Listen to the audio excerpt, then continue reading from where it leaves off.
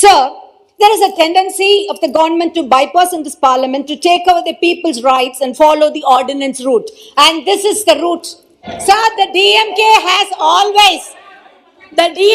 always withstood on its principles of federalism and democracy, sir. Sir, our leader, great Anna, has evoked. We have a federal structure. That is why the framers of the constitution wanted a federal structure and not a unitary structure. I am quoting our great leader Anna. Because many political philosophers have pointed out, India is so vast, in fact, that it has been described as a subcontinent. The mental health is so varied, the traditions so different, the history so varied, that there cannot be a steel-framed unitary structure here, unquote. Sir, by reducing the stature of J&K from a state into union territory, you have not only failed to bring administration closer to people, but rendered a serious blow to our freedom. Sir, Thank you, Honorable Speaker, sir. I rise here to oppose the Jammu and Kashmir Reorganization Amendment Bill 2021. Sir, at the outset, I would like to express to this august House that I am deeply grieved and pained when I heard the Prime Minister, our Honorable Prime Minister, coining a term Andolan Jeevis in the context of a farmer's protests. Sir, the phrase rights of man by Wellesley Burns says, has helped to create two great republics of modern times in France and America. But our Honorable Prime Minister has derogatively chosen another term, Andolan Jeevi, when it is the basic rights of a farmer brother and sister to protest and to show their resistance. So coming to the discussion on the bill, again this has given me an opportunity to reminisce about an old term.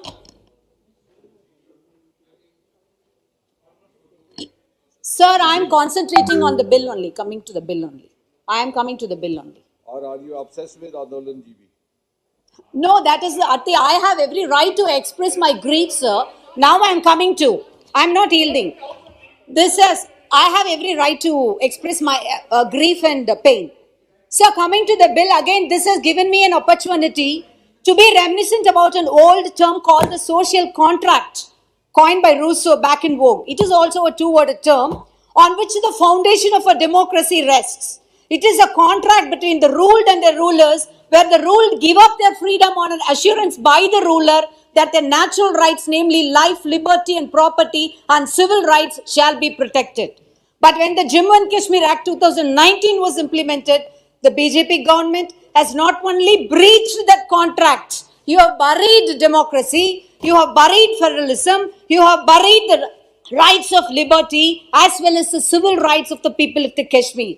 Sir, this bill, which seeks to replace the ordinance, tries to solve the issue of All India Service Offices in the two union territories created after the abrogation of the Article 370.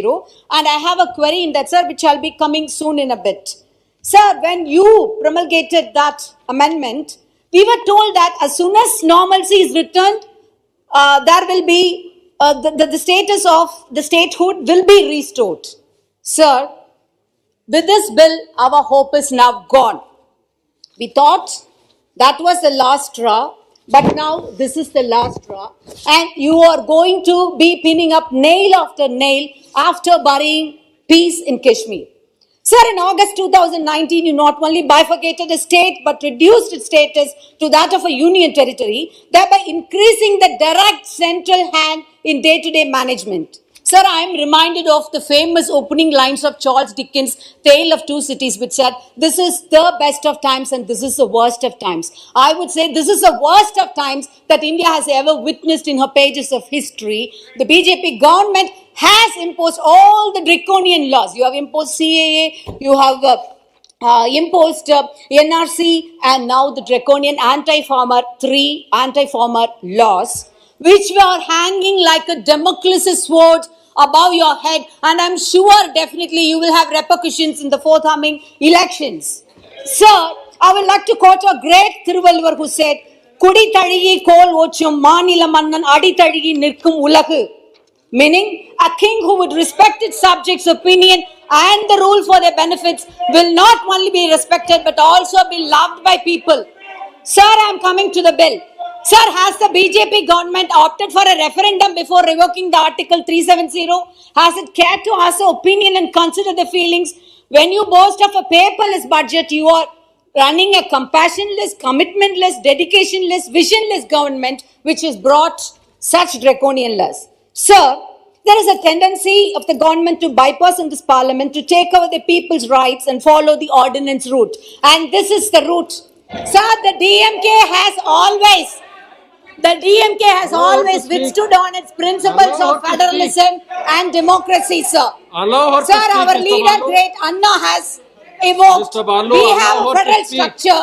That is why the framers of speaking. the constitution wanted a federal structure and not a unitary structure. I am quoting our great leader Anna. Because many political philosophers have pointed out, India is so vast, in fact, that it has been described as a subcontinent. The mental health is so varied, the traditions so different, the history so varied, that there cannot be a steel-framed unitary structure here, unquote. Sir, by reducing the stature of J&K from a state into union territory, you have not only failed to bring administration closer to people, but rendered a serious blow to our freedom. Sir, coming to the bill, sir, I have a query in that bill, I said. Coming to the statement of the object and reasons of this bill, it states that Section 88 of the said Act provides that the members of the cadres of Indian Administrative Service, Indian Police Service and Indian Forest Service for the existing state of Jammu and Kashmir shall continue to function on the existing cadres. There is a huge deficiency of the officers of all India services in the Union Territory of Jammu and Kashmir. Sir, I am maybe forgiven for my ignorance, but I would like to get a clear explanation of this phrase, huge deficiency. What do they mean by this huge deficiency, sir? And it is supplemented by another sentence. The developmental schemes, centrally sponsored schemes and other allied activities suffer due to non-availability of all India officers in the existing cadres of the Jammu and Kashmir. As such, there is a requirement of merging it with Arunachal Pradesh, Goa, Mizoram, Union Territories cadres so that the officers in this cadre can be posted in the Union Territory of J&K to meet out any deficiency to come out. Sir, your government boasts itself on pioneering Atmanirbhar or self-dependence. If there is huge deficiency of the officers in the Union Territory of Jammu and Kashmir to meet out any challenges, then why not put more effort in making it as a more self-reliant from the local officers themselves? Why must we have to merge the cadre and have the region depend on the other states? So here also I am reminded of a quote by Rousseau who said, to form a state, not only the intelligent or the competent enter the contract, but all, both intelligent and the non-intelligent, as parties to agreement, all are equal, though in other ways they are dissimilar. This is the meaning of political equality.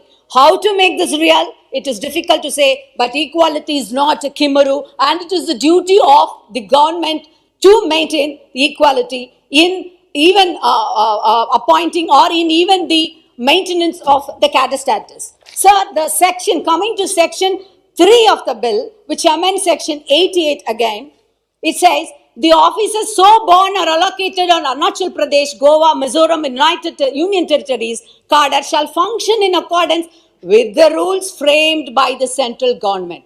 Here the cat is out of the bag and the skeleton comes from the cupboard, because rules framed by the central government is the key sentence wherein the federal rights of the state are put at stake, and this is nail straightly placed on the coffin of democracy and the federal structure.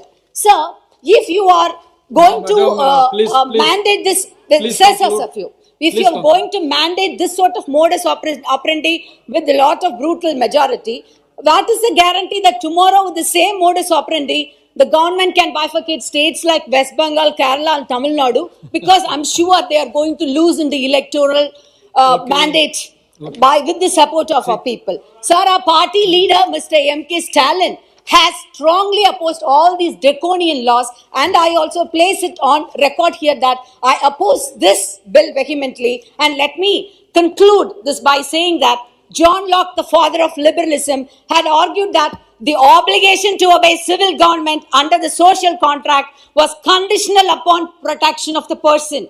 Sovereigns who violated these terms could be justifiably overthrown. Revolt is the right of the people. For when injustice becomes law, resistance becomes duty. Thank you very much. Thank you.